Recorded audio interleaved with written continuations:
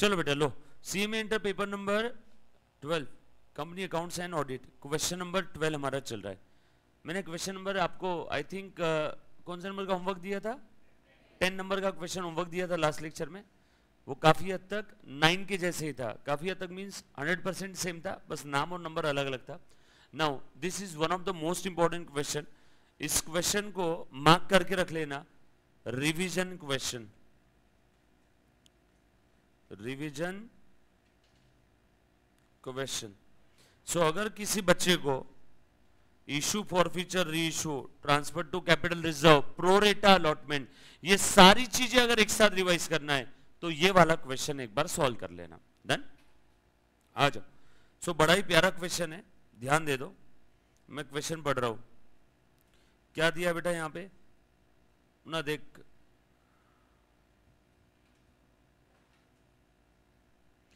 JK Limited is a company with an authorized capital of ₹10 lakh।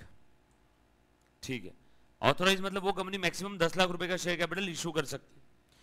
In equity shares of ₹10 each, of which 6 lakh shares had been issued and fully paid on 30th June 2018। ओहो हो 10 लाख रुपए का total, कितना 10 लाख रुपए ना, 10 लाख रुपए का total share capital वो इशू कर सकती है, उसमें से 6 लाख का शेयर कैपिटल ऑलरेडी इशू हो चुका था, है ना। आज बच्चे किधर हैं, बीकॉम लगे, उसमें से ऑलरेडी 6 लाख का शेयर कैपिटल इशू हो चुका है। देखो क्या बोला है, ऑफ विच, उसी में से 10 लाख में से 6 लाख का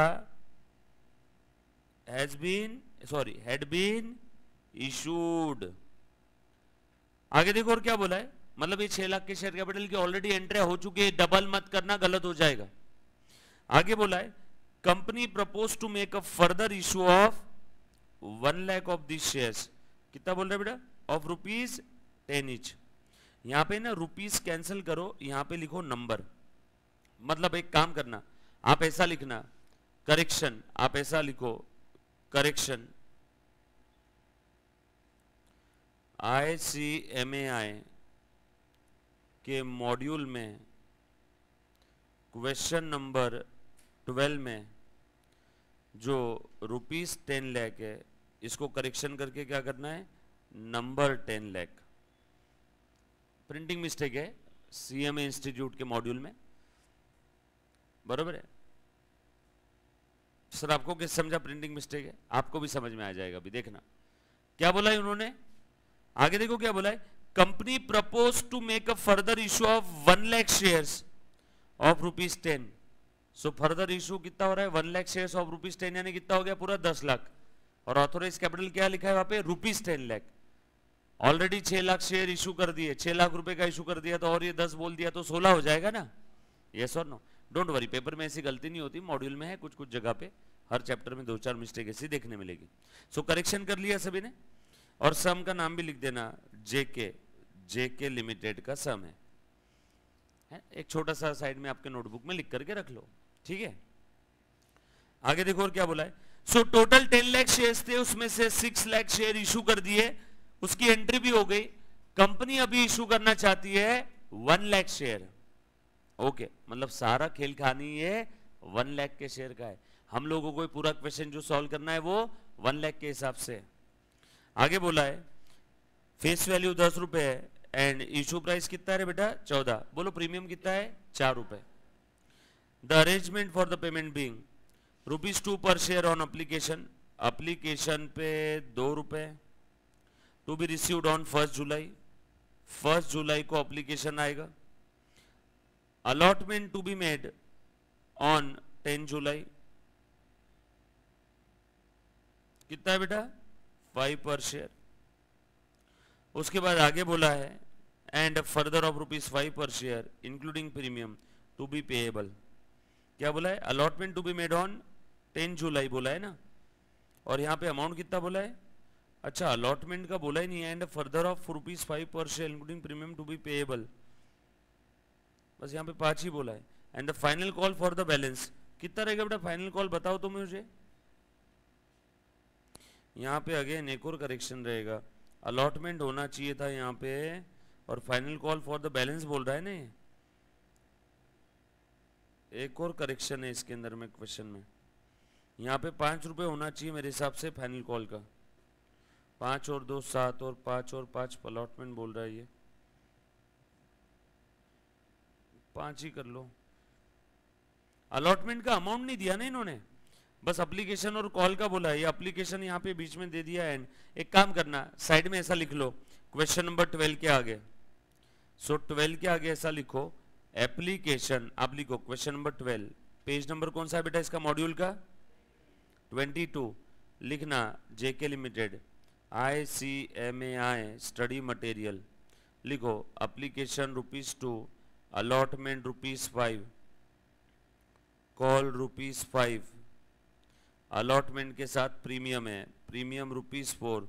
तो अलॉटमेंट में कैपिटल पोर्शन 1 आ रहा है, अलॉटमेंट में कैपिटल पोर्शन 1 आ रहा है। लिखो ये चीजें। बीच का कोई तो एक सेंटेंस खा गई इंस्टीट्यूट।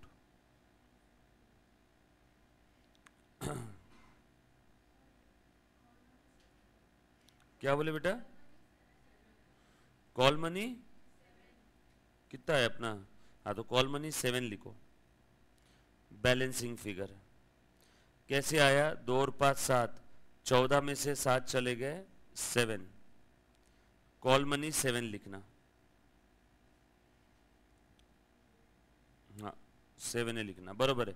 एक सेंटेंस गायब कर दी इंस्टीट्यूट ने बीच का कोई तो, ठीक है। कॉल मनी लिख दो 7, लिख लिया सभी ने। चलो आगे, आज आगे और पढ़ता हूं, मुन्ना ध्यान देना। फाइनल कॉल का डेट क्या है बेटा, फाइनल कॉल का डेट दे दिया है 31 जैन नेक्स्ट ईयर। ये था 18 और फाइनल कॉल का डेट है 19। आगे बोला application money were received for 3,55,000 shares. Company को कितने शेयर इशू करना है, ओनली 1 लाख शेयर्स। एप्लीकेशन कितने शेयर्स के लिए आया, 355 के लिए। Applicants for 5,000 shares allotment in full, जिसने 5,000 के लिए अप्लाई किया था उसको फुल अलॉटमेंट हुआ। Applicants for 30,000 shares received an allotment of 1 for every 2 applied for, and no money was returned to the applicant. Surplus on the application being used to reduce the amount due on allotment. Okay. 30,000 shares के लिए apply किया था, इनको 1:2 के ratio में दिया, मतलब इनको मिला कितना है 1 फॉर एवरी 2, यानी 15,000 एप्लीकेशन, 15,000 शेयर्स इनको अलॉट किए, मतलब 15,000 एप्लीकेशन का पैसा हमारे पास एक्स्ट्रा पड़ा है। सामने वाले ने 30 के लिए अप्लाई किया, उसको 15 दिए, मतलब 15,000 का एक्स्ट्रा पड़ा है। और वो जो एक्स्ट्रा पड़ा है उसका क्या किया, नो मनी वॉज रिटर्न, मतलब सारा का सारा एडजस्ट कर लिया।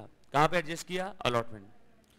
And applicants for 3,20,000 shares received an allotment of 1 for every 4, यानी 1:4 का रेशो गया, यानी इनको कितना मिला होगा 80,000। करके देखो ना, 3,20,000 मल्टीप्लाइड बाय 1/4, बरोबर है। आगे बोला है the money due on the final call was received on the due date. You are required to record the journal entries in the books of JK Limited. आ जाओ, अभी कर लेते बेटा, अच्छे से ध्यान देना। लिखो working note number 1। Don't worry, जो बच्चों को क्वेश्चन समझ में नहीं आया होगा ना, बीच में कुछ थोड़ा सा 1-2 सेंटेंसेस गायब है, अभी समझ में आ जाएगा, अच्छे से ध्यान। सर आपको कैसे समझा कि यहाँ पे वर्किंग नोट बनाना है, ए मुन्ना प्लीज ध्यान दे, तो सब लोग जरा 2 सेकंड के लिए रुक जाओ। शुरुआत ऐसी डल हो गई ना कभी कभी कोई लेक्चर में, जो बच्चा रिकॉर्डेड लेक्चर देख रहा है उनको नहीं समझ में आएगा कि आज लैपटॉप का क्या इशू आ गया। आज का जो बच्चा रिकॉर्डेड लेक्चर देख रहा है, आज के लेक्चर का ड्यूरेशन थोड़ा कम है, क्योंकि इनिशियली हमारे 10-15 मिनट लैपटॉप के अंदर में चले गए। ये सर नो, सो प्लीज ध्यान देना। क्या हुआ यहाँ पे, टोटल 3,55,000 एप्लीकेशन आ गए हैं, उसमें से जिसने जितने के लिए अप्लाई किया उसको उतना पूरा नहीं मिला, एक्सेप्ट वो एक इंसान ने जिसने 5,000 शेयर के लिए अप्लाई किया था। और यहाँ पे एक्स्ट्रा एप्लीकेशन मनी हम लोग आगे एडजस्ट कर रहे हैं, प्रोरेटा अलॉटमेंट है, इसीलिए मैं ये वर्किंग नोट बना रहा हूं, वरना मुझे कोई शौक नहीं है। यस और नो, सो प्लीज ध्यान देना। लिखो सीरियल नंबर, पर्टिकुलर्स, कितनी कैटेगरी है यहाँ पे, 1, जिसने वो 5,000 शेयर्स के लिए अप्लाई किया था। नंबर ऑफ शेयर्स अप्लाइड, देखो तो जरा, ये देखो number of shares applied 5, number of shares applied, देखो कहाँ कह रहे, हाँ क्यों ऐसा कर रहा है जी, number of shares applied 5, number of shares applied 30,000, number of shares applied 320, दिख रहा है कितनी कैटेगरी है, 3 कैटेगरी, लिख दो फिर मैं उस हिसाब से। A number of shares applied 5,000, b category number of shares applied 30,000, c category number of shares applied 3,20,000। Done.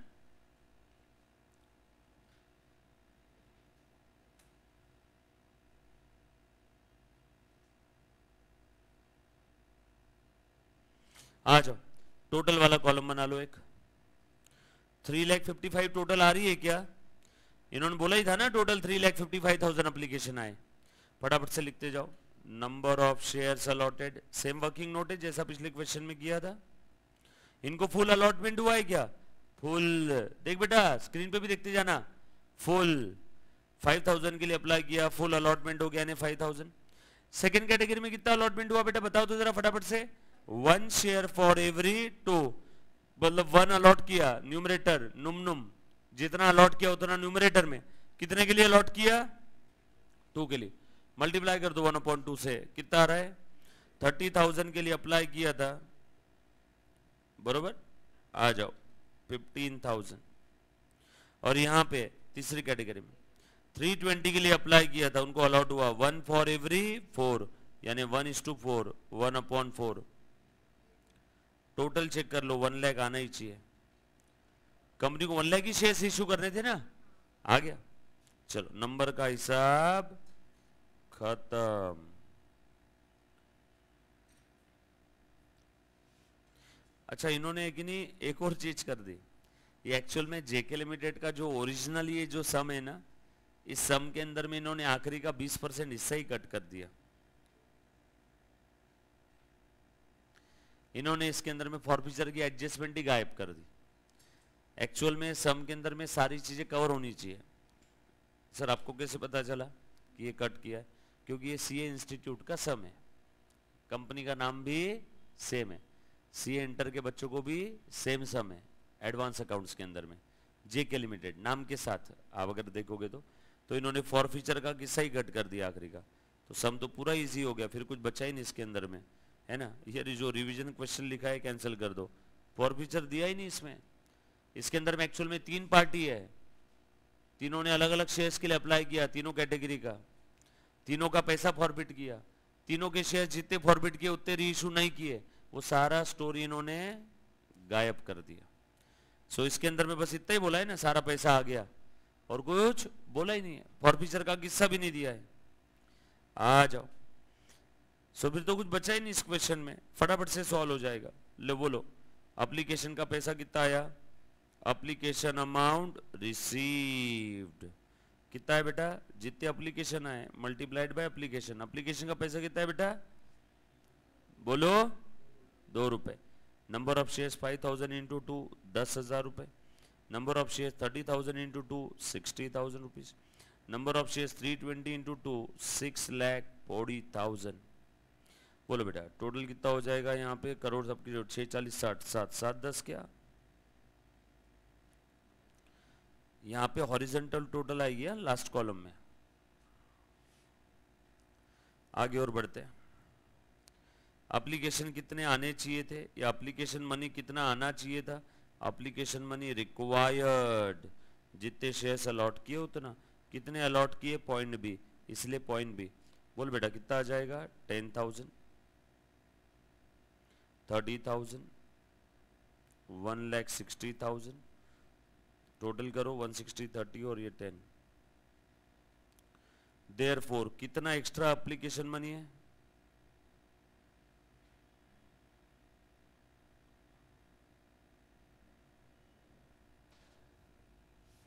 Therefore कितना एक्स्ट्रा एप्लीकेशन मनी बेटा बोलो। पहले वाले केस में तो फुल अलॉटमेंट हुआ है, तो वहां पे एक्स्ट्रा कुछ भी नहीं है, पहले वाले केस में अलॉटमेंट कैसा हुआ है, फुल।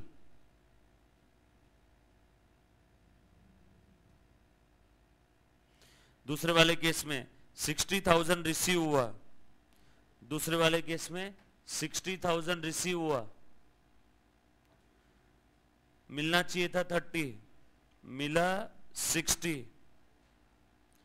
मिलना चाहिए था 30, मिला कितना 60।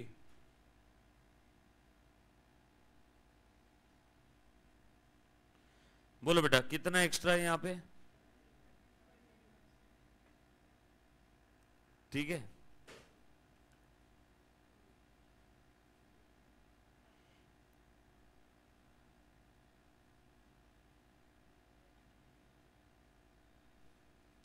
नेक्स्ट आगे। तीसरे वाले केस में मिला कितना 640, कितना मिलना चाहिए था 160, कितना एक्स्ट्रा है बेटा? बोलो टोटल एक्स्ट्रा कितना है? एप्लीकेशन का हिसाब खत्म, डन। आ जाओ, अलॉटमेंट का बता दो। अलॉटमेंट का पैसा ड्यू करो, कितना ड्यू होगा? जितने शेयर्स अलॉट किए, कितने अलॉट किए पॉइंट बी इंटू अलॉटमेंट का ₹5। बता रहे बेटा अलॉटमेंट का पैसा पॉइंट बी 5,000 इंटू 5 रुपए 25,000, 15,000 इंटू 5 रुपीज 75,000, 80,000 इंटू 5 4 लाख, कितना आ जाएगा 5 लाख। एडजस्ट कितना होगा? अब ये क्या सारा पैसा दे देंगे क्या अलॉटमेंट का? नो, इन्होंने एप्लीकेशन के समय एक्स्ट्रा दिया हुआ है, वो एक्स्ट्रा एडजस्ट करो। कितना एडजस्ट होगा? Extra or allotment due whichever is lower, extra or allotment due whichever is lower, extra point e, allotment point f whichever is lower.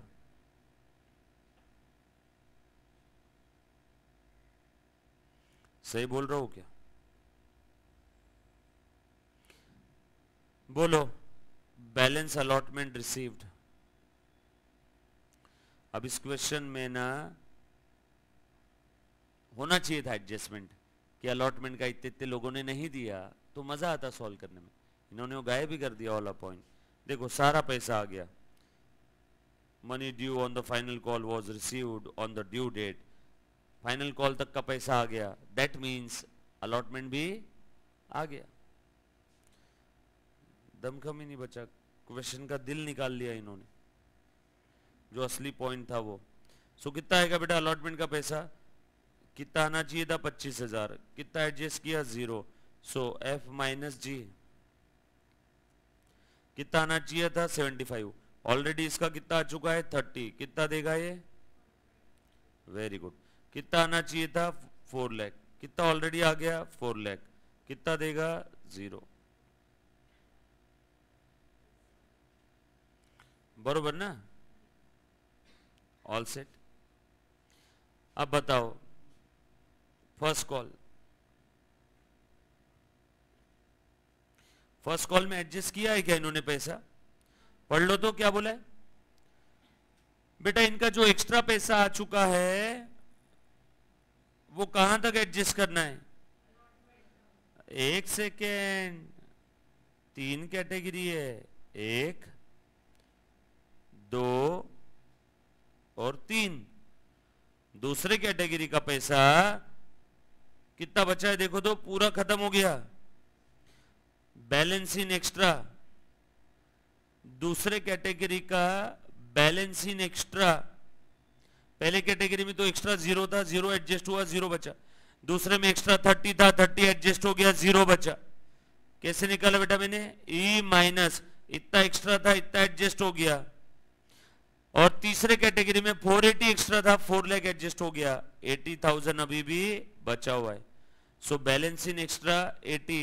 ए मुन्ना ध्यान दे, दूसरे कैटेगरी में, पहले कैटेगरी में तो कुछ नहीं है, दूसरे कैटेगरी में इन्होंने लिखा नो मनी वॉज रिटर्न। ये पहली कैटेगरी, ये दूसरी और ये तीसरी। दूसरे में बोला है no money return,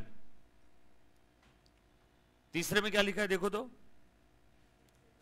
the money due on the allotment was retain.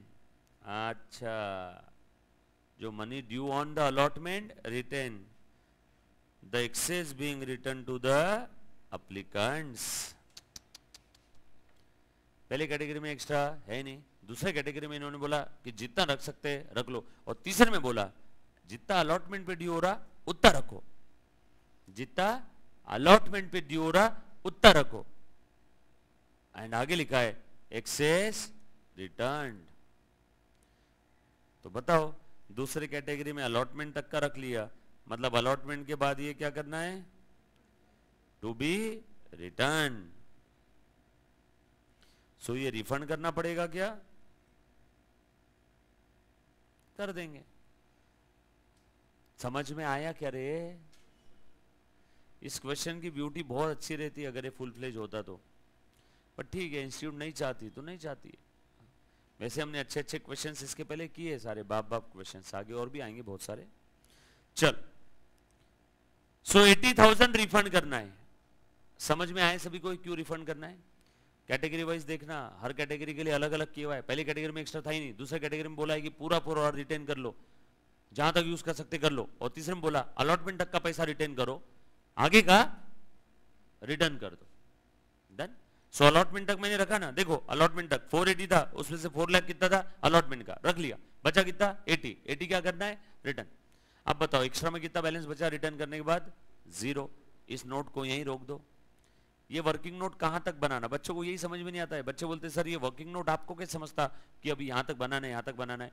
Balance in extra जिस मोमेंट पे 0 हो गया वहां पे वो वर्किंग नोट को रोक दो। अरे ये वर्किंग नोट बना क्यों रहे, कितना आना चाहिए था, कितना आया, देयरफॉर एक्स्ट्रा कितना आया, और वो एक्स्ट्रा कहां एडजस्ट किया, और बचा हमने रिटर्न कर दिया। तो अब एक्स्ट्रा में कुछ बचा है क्या, नो। अब इस वर्किंग नोट को इसीलिए यहीं रोक देंगे। सर नहीं ना, आगे कर लेते हैं सर अपन फर्स्ट कॉल का। अरे कर भी लोगे तो कोई फर्क थोड़ी पड़ेगा। ये देखो फर्स्ट कॉल ड्यू, कितना ड्यू होगा, जितने शेयर्स अलॉट किए, कितने अलॉट किए पॉइंट बी। फर्स्ट कॉल का कितना है 7। फर्स्ट कॉल यही फाइनल कॉल है क्या, बोलो कितने शेयर्स अलॉट किए थे, 5000 इंटू 7 35,000। सेकेंड कैटेगरी में कितने अलॉट किए थे बेटा, 15,000 1,05,000। थर्ड कैटेगरी में कितने अलॉट किए थे बेटा, बोलो बोलो 80,000, तो इंटू कितना हो गया बेटा 5,60,000। और ये सारा पैसा आ गया रिसीव्ड। क्या कर लिया आपने लिख के इसको, कोई जरूरत थी क्या, बोला है ना इन्होंने सारा पैसा आ गया। कितनी टोटल इसकी 7 लाख, इसकी कितनी 7 लाख। क्या कर लिया कर, कुछ एडजस्टमेंट नहीं, कुछ नहीं कुछ नहीं कुछ नहीं। इसलिए मैंने क्या बोला, जिस मोमेंट पे बैलेंस इन एक्स्ट्रा आपका 0 आ जाए उस मोमेंट पे उसे रोक दो, कोई खासा जरूरत नहीं वर्किंग नोट की आगे बनाने की। तो ये आपने नहीं बनाया तो भी चलेगा, है ना, एक्स्ट्रा वर्किंग नोट जे और के। ये बात समझ में। सो किराना दुकान का हिसाब था यार, किसी ने ज्यादा पैसे दिए एडजस्ट कर लिए, कहां तक एडजस्ट करना था, अलॉटमेंट तक। एक इंसान जो था दूसरे कैटेगरी वाला, उसका कहां तक एडजस्ट करना था, जहां तक कर सकते। पहले कैटेगरी वाले ने तो एक्स्ट्रा दिया ही नहीं, खेल खत्म। 95% क्वेश्चन खत्म हो गया। बस अब कॉपी पेस्ट एंटर मारनी। किसी बच्चे को अगर कोई भी डाउट है, सर ये कुछ भी नहीं समझा, आपको आपके चाहने वाले की सौगंध है, प्लीज एक बार पूछो, सर आपने ऐसा क्यों किया, कैसे किया, काय को किया। एनीबडी, कोई भी चीज में अगर डाउट है, anybody, online face to face, clear है, ऑलरेडी किया हमने 8-10 बार ऐसा, बरोबर है। एनीबडी, फिर भी अगर किसी बच्चे को कोई डाउट है, नो डाउट, एकदम क्लियर है, एकदम क्लियर, ओके, ऑल क्लियर, पक्का। इधर बेटा कॉर्नर में विंडो सीट, क्लियर। आपका फर्स्ट डे बेटा, आज फर्स्ट डे तो आपने पीछे नहीं बैठना था, आपका फर्स्ट डे तो आपने फर्स्ट बेंच पे बैठना था। First day first bench, second day second bench, third day third bench. अब कुछ बच्चे बोल रहे सर हमारा तो 25वां दिन है। चलो सर, सेकेंड केस में भी अलॉटमेंट तक ही एडजस्ट करना है बोला है ना। सेकेंड केस में ऐसा बोला ही नहीं है। सेकेंड केस में बोला है no money returned to the applicant, surplus on application being used to reduce the amount due on allotment.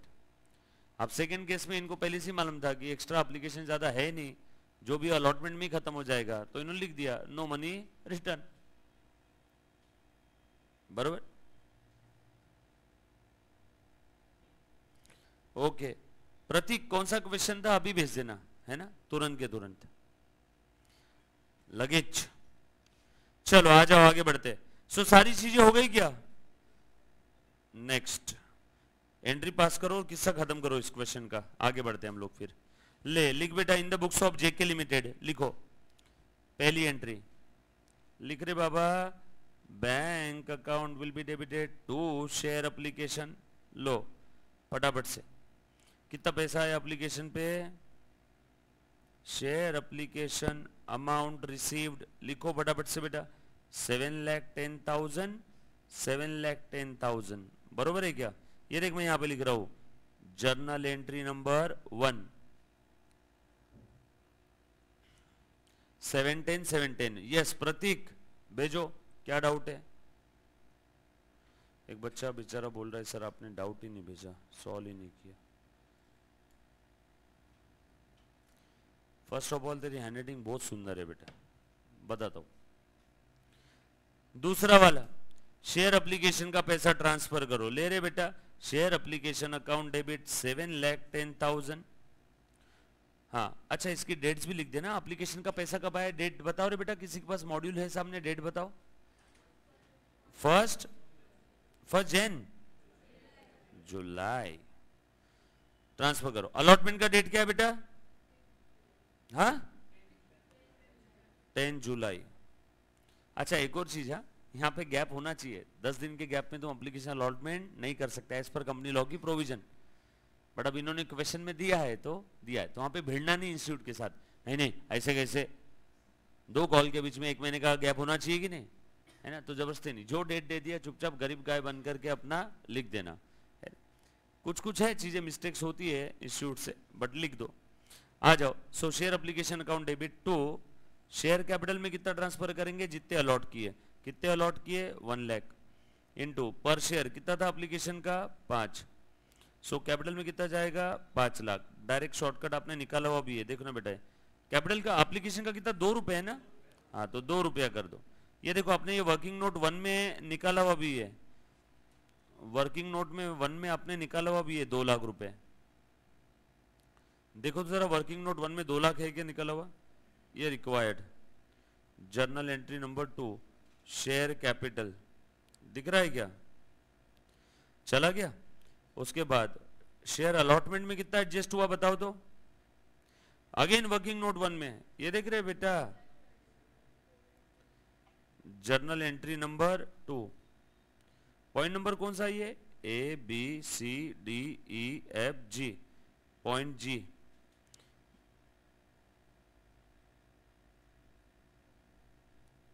बरोबर है क्या? रिफंड कितना हुआ? Refund GHI, point I check कर ले रे बाबा। डन। नरेशन लिखो इसका, एंट्री आपने लिख लिया होगा तो मैं नरेशन बताता हूं। लिखा सभी ने एंट्री? अब नरेशन लिखो। Share application amount transfer to, share application amount transfer to, कहां कहां ट्रांसफर किया बताओ? पहला शेयर कैपिटल, देख स्क्रीन पे, share capital comma share allotment and balance refunded to bank, sorry balance were refunded to applicants, balance were refunded to applicants. और आगे लिख दो refer working note number 1, refer working note number 1। थोड़ा अच्छे से लिखना बेटा। डन। चलो ऑब्लिगेशन का हिसाब खत्म, अलॉटमेंट का पैसा कॉल करो।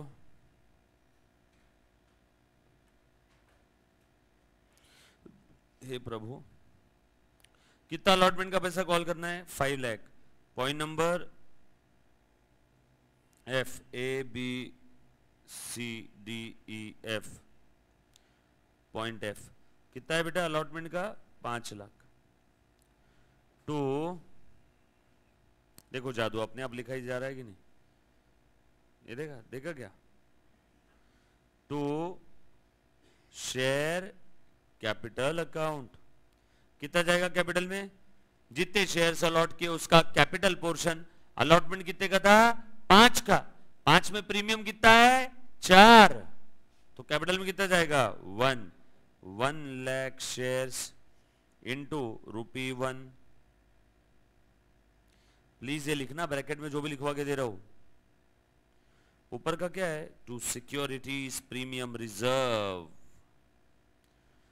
1 लाख शेयर्स इंटू ₹4 लिखना बहुत जान पे आता ना सर यार, बहुत लिखना पड़ता है इसके अंदर में।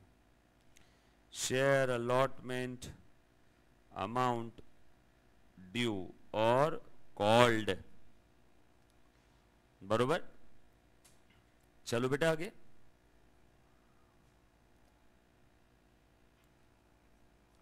आ जा मुन्ना।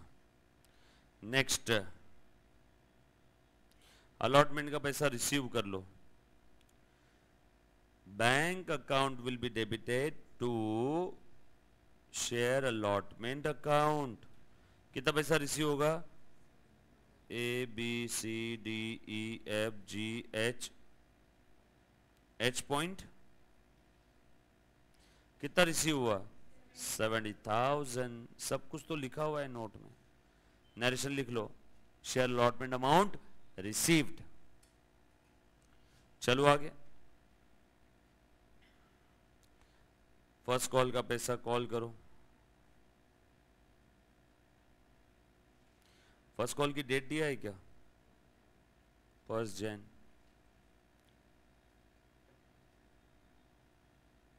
शेयर फर्स्ट कॉल न रे, कुछ भी लिखते हैं।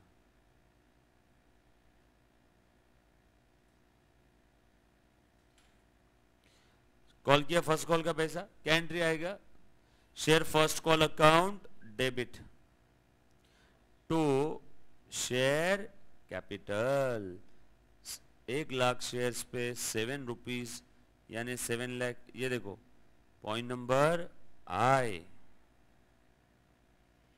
फर्स्ट कॉल का पैसा रिसीव कर लो टू शेयर फर्स्ट कॉल। ये डेबिट क्रेडिट क्यों कर रहे हैं? समझ में आ रहा है ना सभी को?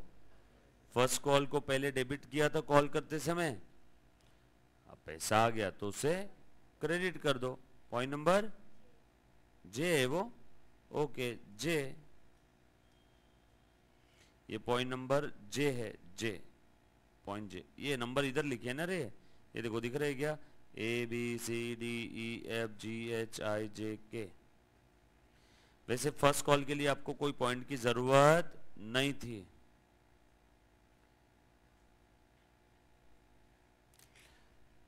Done. Next question.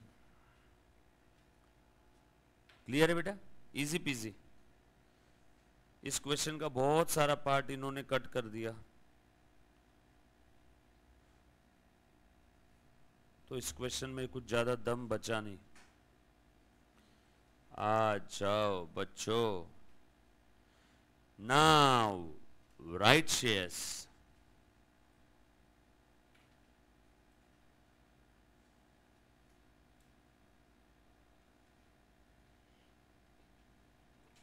Public offer and right shares, प्यार से हम लोग इसको क्या बोलते हैं? Right issue. ये है इंपॉर्टेंट पार्ट, अच्छे से ध्यान देना। राइट इशू के बारे में ऑलरेडी हमने देखा हुआ है, वैल्यू ऑफ राइट निकाला हुआ है। ये तीनों कंडीशन बताइए बेटा, किसको कंपनी ऑफर करेगी राइट शेयर्स? एग्जिस्टिंग शेयर्स को, या फिर एग्जिस्टिंग शेयर होल्डर्स को, या फिर एम्प्लॉइज को, या फिर person authorise by special resolution. कैसे ऑफर करेगी? By a notice. नोटिस कैसे भेजेगी? या तो हार्ड कॉपी में या तो ईमेल के थ्रू, है ना, या तो रजिस्टर्ड और स्पीड पोस्ट। हार्ड कॉपी अगर भेजेगी तो कुरियर से नहीं चलेगा, रजिस्टर्ड और स्पीड पोस्ट के अंदर में, है ना। सेम आपका कंपनी लॉ का कॉपी पेस्ट वाला पार्ट है, अच्छे से ध्यान दे दो। राइट शेयर्स क्या होता है एक बार मैं आपको वापस बता देता हूं। जब कभी भी कोई कंपनी को मार्केट में और नए शेयर्स इशू करना है तो उस समय कंपनी की जिम्मेदारी है कि कंपनी वो नए शेयर्स पहले किसको ऑफर करेगी? Existing share holders. Common sense. जैसे अगर मैं कोई नई चीज कर रहा हूँ सीएमए के लिए, तो पहले मैं आप लोगों को बताऊंगा या बाहर के फ्री वाले बच्चों को बताऊंगा? यूट्यूब वाले पहले आपको बताऊंगा ना, आप एग्जिस्टिंग स्टूडेंट्स हो। पहले आपको पूछूंगा, मान लो अगर मैंने कोई फॉर्मूला बुक बनाया या कोई समरी नोट्स बनाया और वो समरी नोट्स की मेरे पास लिमिटेड कॉपी है, मुझे उसे सेल करना है, तो पहले आपका अधिकार है या बाहर वालों का? पहले आपका अधिकार है। तो वैसे ही जब भी कोई कंपनी नए कोई शेयर्स इशू करना चाहती है, लिमिटेड शेयर्स है, तो उस समय कंपनी की जिम्मेदारी है वो एग्जिस्टिंग शेयर होल्डर्स को या अपने एग्जिस्टिंग एम्प्लॉयज को या person authorised by special resolutions को पहले ऑफर करेगी। और अगर इन्होंने मना किया तो उस समय बोर्ड ऑफ डायरेक्टर डिसाइड करेंगे, फिर बाहर वालों को इशू कर देंगे। समझ में आए? सेम लॉजिक, सेम कॉन्सेप्ट यहाँ पे। whenever a company wants to issue further shares, whenever a company wants to issue new share, in that case it is the duty or responsibility of the company to offer such a share to the existing shareholders or to the existing employee or to the person authorized by special resolution first। पहले इनको offer करेंगे क्योंकि ये इनका अधिकार है। अधिकार, right, अधिकार, राइट, बरोबर। और अगर ये लोग मना करते हैं तो हम लोग किसी और को इशू करेंगे। हमने इसमें ऑलरेडी राइट शेयर्स में वैल्यू ऑफ राइट निकालना सीखा था, राइट, आपको अगर याद आ रहा है तो। आगे आ जाओ, थोड़ा सा और देखते हैं इसमें, इसके रिलेटेड थोड़ी सी थ्योरी है। देखो क्या दिया है, वेयर एट एनी टाइम, लिखने की जरूरत नहीं है। Company having a share capital, ऐसी कंपनी जिसको ऑलरेडी शेयर कैपिटल है, प्रपोजेस और wants to increase it, increase it मतलब और नए शेयर इशू करना चाहती है। ऑलरेडी शेयर कैपिटल है, उसे बढ़ाना चाहती है, तो सीधा बोलो ना, नए शेयर इशू करना चाहती है। Increase it subscribe capital by the issue of further share, by the issue of further share. Such share shall be offered to person who at the date of offer are the holders of equity shares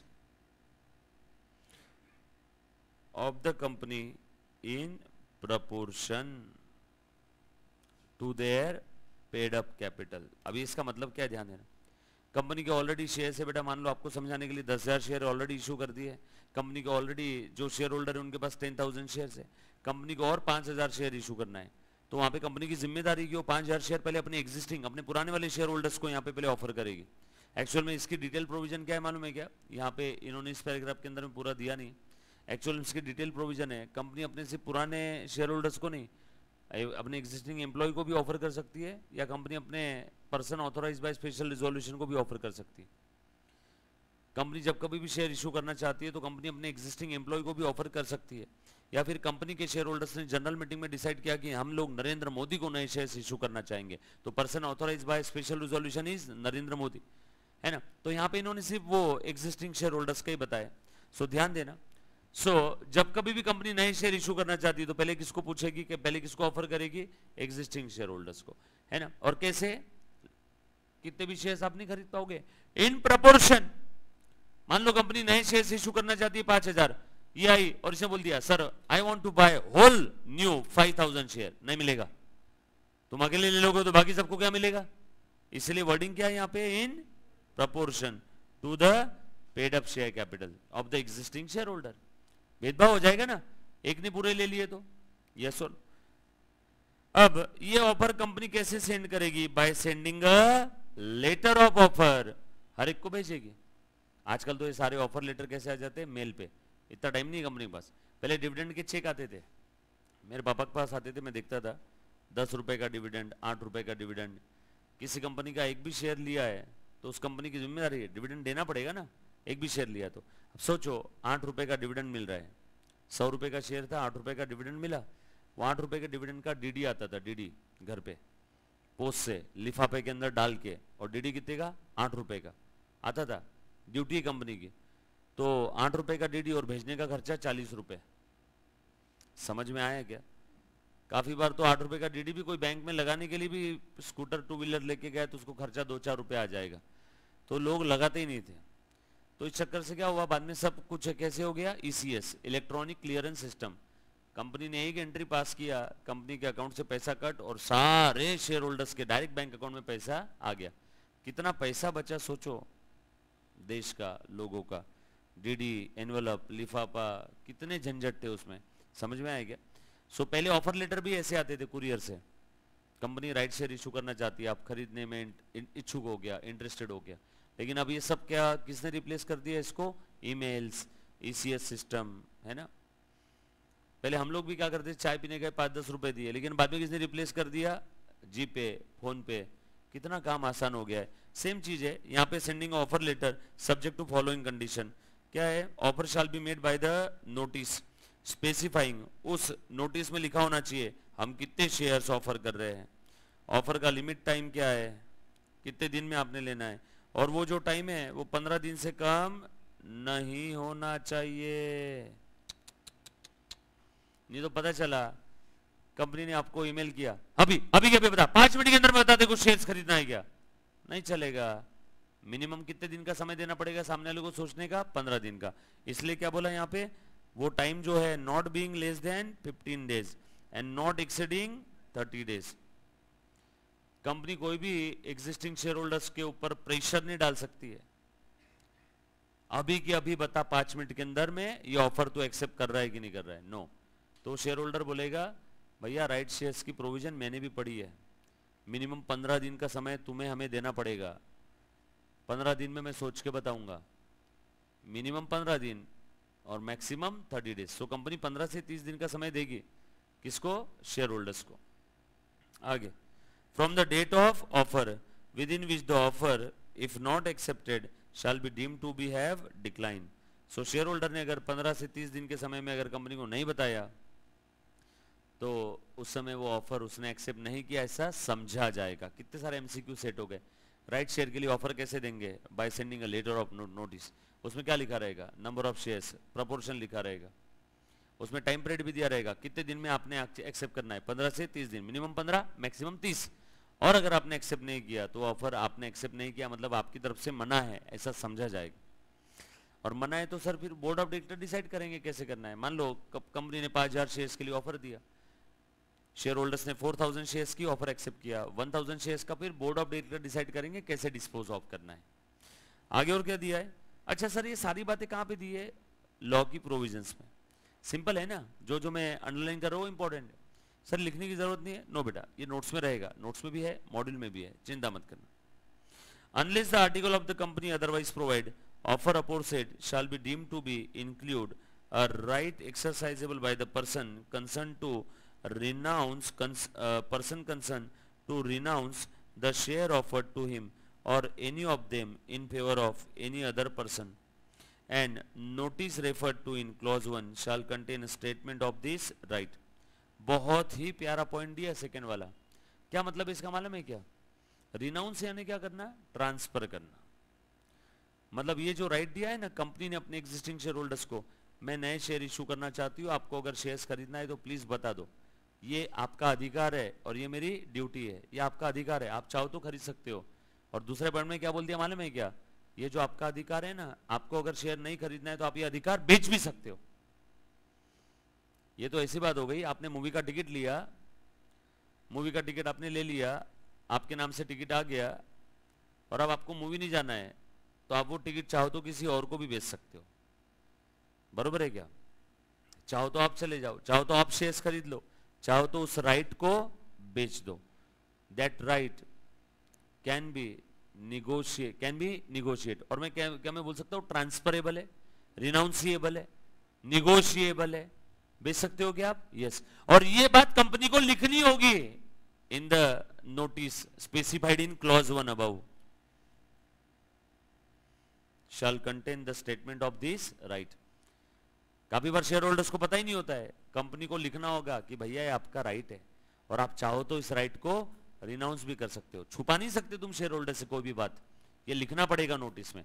again MCQ, बेटा देखो आप लोग है ना professional exam दे रहे हो, बचपन में आपको एमसीक्यू कैसे आते थे, है ना, डेप्रिसिएशन का कॉस्ट दे दिया, स्क्रैप वैल्यू दे दिया, यूजफुल लाइफ दे दिया, बताओ डेप्रिसिएशन कितना है, दूध पीता बच्चा भी बोल देगा। लेकिन यहाँ पे इस टाइप के नहीं रहेंगे, यहाँ पे आपको बारीक बारीक चीजों पे एमसीक्यू आएंगे, गॉड ऑफ स्मॉल थिंग। हर छोटी छोटी चीज पे आपको नजर रखनी होगी, छोटी छोटी चीजों पे एमसीक्यू आते हैं, इसलिए प्रोफेशनल कोर्सेज में बच्चे कम होते। बीकॉम के अंदर में क्या है, आपको मोटा मोटी तौर पे ऊपर से भी पढ़ लिया तो बीकॉम पास हो जाता है। सीएमए फाउंडेशन थोड़ा सा डिटेल में पढ़ना है, सीएमए इंटर और डिटेल में पढ़ना होगा, बारीक चीजों पे ध्यान रखना होगा, और सीएमए फाइनल और ज्यादा बारीक चीजों पे ध्यान रखना होगा। हर छोटी छोटी चीज पे आपकी नजर होनी चाहिए, ऊपर से पढ़ के आप 11th 12th फाउंडेशन पास हो सकते हो, इंटर फाइनल नहीं। आगे, after the expiry of the time specified in the notice aforesaid और on the receipt of the earlier intimation from the person, या तो टाइम खत्म हो जाएगा या तो शेयर होल्डर ने इंटीमेशन दे दिया होगा कि मुझे चाहिए, मुझे नहीं चाहिए। क्या बोला है बेटा यहाँ पे, to whom such notice is given, यानी वो शेयर होल्डर डिक्लाइंस, उसने मना कर दिया, the board of director may dispose of in such a manner, ताकि कंपनी के लिए डिसएडवांटेज ना रहे। देखो बोर्ड ऑफ डायरेक्टर्स ने कैसे डिस्पोज करना चाहिए उसके ऊपर भी लगाम लगा दी इस लॉ ने। बोर्ड ऑफ डायरेक्टर ऐसे डिस्पोज ऑफ करेंगे ताकि which is not disadvantageous to the share holders and company. So board of director अगर शेयर होल्डर मना कर रहे हैं, राइट एक्सेप्ट करने से मना कर रहे हैं, तो वो जो राइट शेयर्स है वो आप ऐसे डिस्पोज ऑफ करोगे, ऐसे डिस्पोज ऑफ करोगे ताकि शेयर होल्डर और कंपनी दोनों का नुकसान ना हो। सर इसका एग्जांपल, अब कंपनी ने 5000 राइट शेयर्स इशू किए, उसमें से 4000 राइट शेयर्स ही लोगों ने इंटीमेट कर दिया हम लेंगे, 1000 शेयर के बारे में किसी का कोई इंटीमेशन नहीं आया, तो वो 1000 शेयर कौन डिस्पोज ऑफ करेगा? बोर्ड ऑफ डायरेक्टर या तो खुद रख लेगा या तो किसी को बेच देगा। तो बोर्ड ऑफ डायरेक्टर ने वहां पे उसके उस 1000 राइट शेयर्स के साथ क्या करना चाहिए? ऐसा कुछ करना चाहिए, ऐसा कुछ क्या करना चाहिए वो नहीं दिया है, ऐसा कुछ करना चाहिए ताकि कंपनी और शेयर होल्डर के लिए डिसएडवांटेजियस ना रहे। पता चला वो 1000 share board of director Dawood Ibrahim को बेचने की बात कर रहा है, क्या ये डिसएडवांटेजियस है कि नहीं कंपनी के लिए? हाँ। पता चला बोर्ड ऑफ डायरेक्टर वो 1000 शेयर पाकिस्तान के किसी रेसिडेंशियल को देना चाहता है, डिसएडवांटेजियस है कि नहीं? है ना। अगर भारत पाकिस्तान का युद्ध चल रहा है तो उस समय जो अपनी एनिमी कंट्री है आप उसके साथ कोई भी ट्रांजेक्शन नहीं कर सकते हो, उसके सारे ट्रांजेक्शन रोकने पड़ेंगे, आनी बानी की परिस्थिति है, उस समय आप उनके साथ में कोई डील कर रहे हो, 1000 शेयर उस किसी को पर्सन को दे रहे हो, क्या डिसएडवांटेजियस है कि नहीं भारत के लिए, भारत की कंपनी के लिए, भारत के लोगों के लिए, इनफैक्ट शेयर होल्डर्स के लिए भी? यस बिल्कुल है। तो बोर्ड ऑफ डायरेक्टर ऐसे डिस्पोज ऑफ करेंगे ताकि disadvantages to the company, disadvantages to the share holders नहीं होना चाहिए। उसके बाद वैल्यूएशन ऑफ राइट, ऑलरेडी हमने देखा, ये वाली प्रोसीजर मत देखना, मैंने जो वैल्यूएशन ऑफ राइट की प्रोसीजर बताई थी वो देखना, मैंने जो बताया था ना वही प्रोसीजर देखना है बेटा, राइट। सो आज का होमवर्क लिख लो, है ना। क्वेश्चन नंबर 13 सॉल्व करना है आपने। नेक्स्ट लेक्चर से थोड़ा सा स्पीड बढ़ाऊंगा बच्चों।